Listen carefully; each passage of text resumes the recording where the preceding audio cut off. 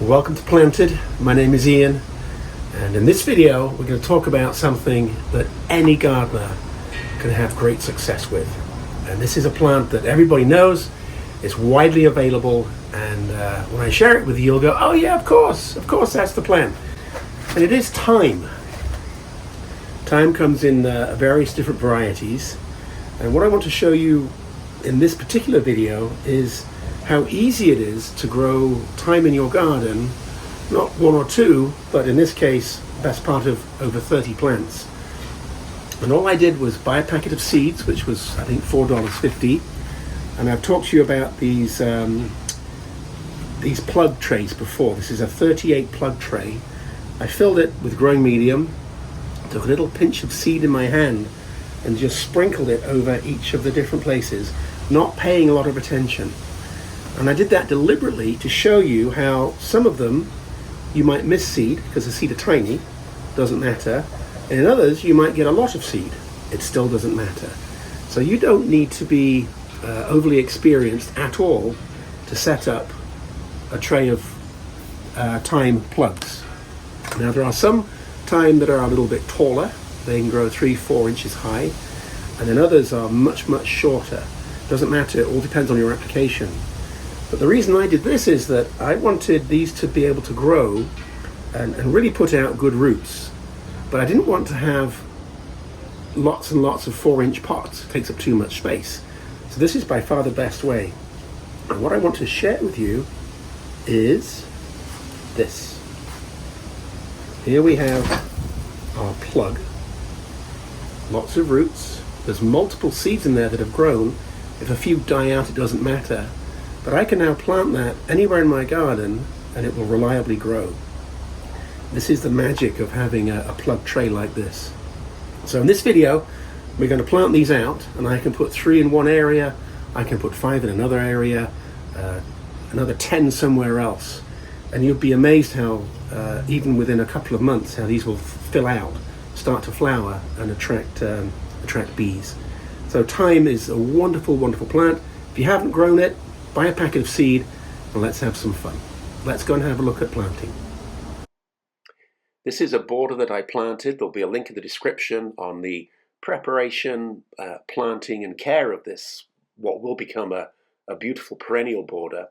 But I'd grown the plug tray of thyme so that I could put these plugs at the end of this border. The beauty of thyme is it will tolerate very dry conditions.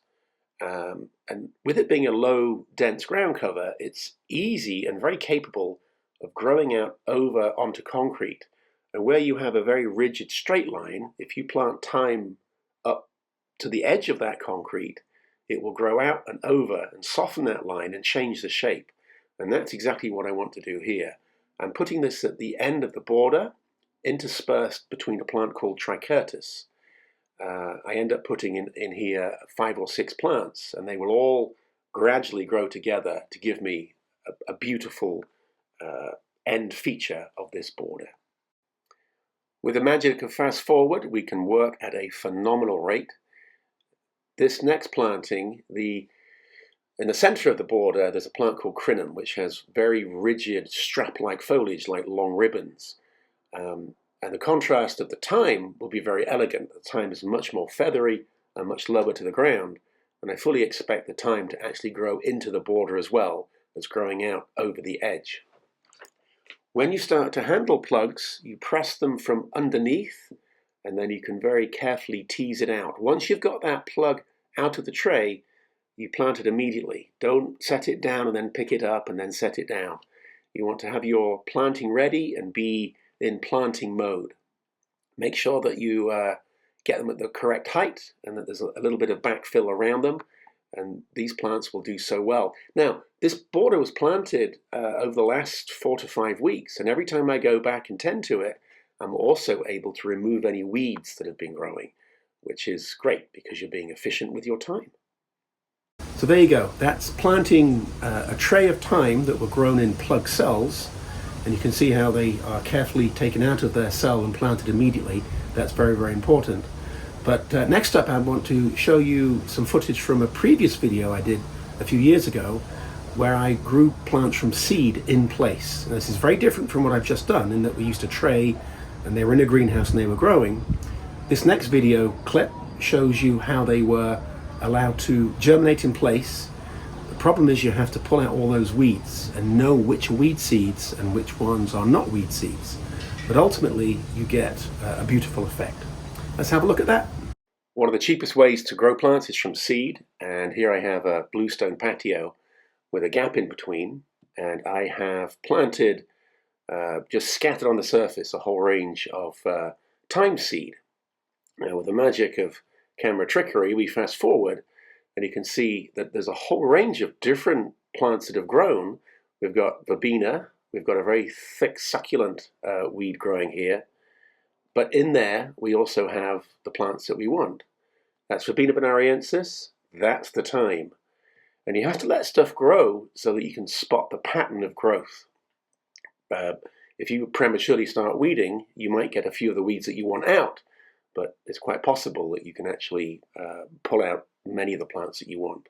So let them grow, and then you can spot the pattern.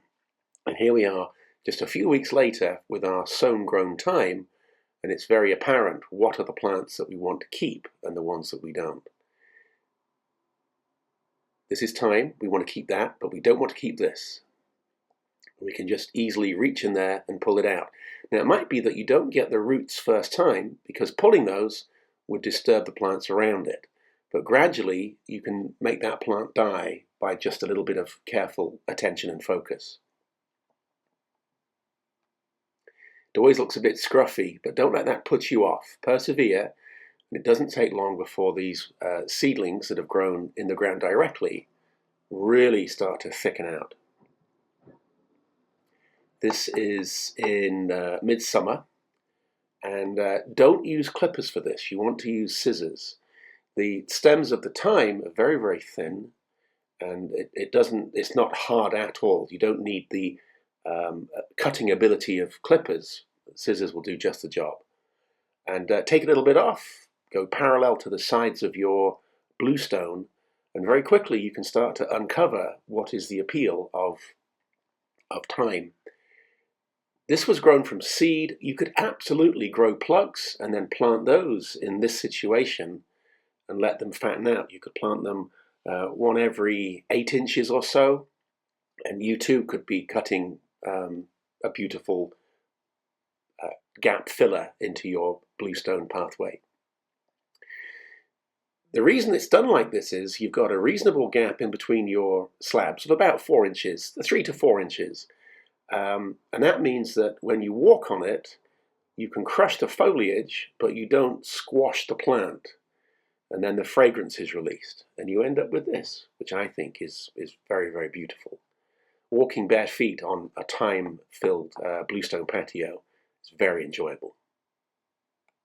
So that's it. That's the Thyme for Thyme video. You can grow them in plugs, you can grow them in seed, in place. Doesn't matter whichever's better for your preference. I hope you give this a go, and I'd very much like to hear your comments. Bye for now.